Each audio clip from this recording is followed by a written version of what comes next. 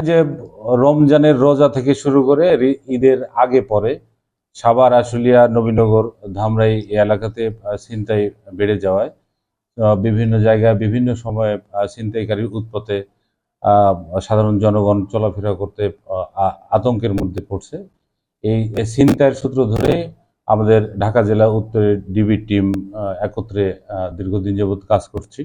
এই কাজ করার শেষ সময়ে আমরা আজকে সান্ধ্যকালীন একটা বিশেষ অভিযান পরিচালনা করি। এই বিশেষ অভিযানে সাভার থেকে পেশাদার ছিনতাইকারী মোহাম্মদ রুবেল এবং যাদুরচর থেকে আমানুল্লাহ নামে একজন ছিনতাইকারী, উভয়ে পেশাদার ছিনতাইকারী। তারা চুরি, ডাকাতি এবং ছিনতাই সহ বিভিন্ন অপকর্মের সাথে জড়িত।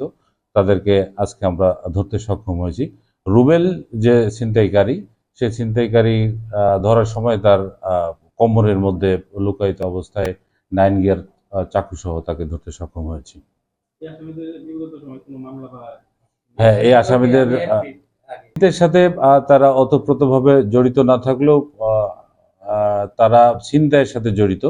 তারা বিভিন্ন জায়গায় এলোপাথারি যে ছিনতাইগুলো হয়, পথচারীর কাছ থেকে যে ছিনতাইগুলো হয়, মূলত সেই ছিনতাইয়ের সাথে তারা ওতপ্রোতভাবে জড়িত। মূলত সেই ছিনতাই নিয়ে আমরা কাজ করছি এবং আমাদের আপ্রাণ চেষ্টা যে সেই ছিনতাইকারী এবং সেই ছিনতাই গ্রুপের সদস্যদেরও ডিটেক্ট করব, সেটা নিয়েও আমরা কাজ করছি। আমরা অচিরেই তাদেরকেও ধরতে সক্ষম হব ইনশাআল্লাহ।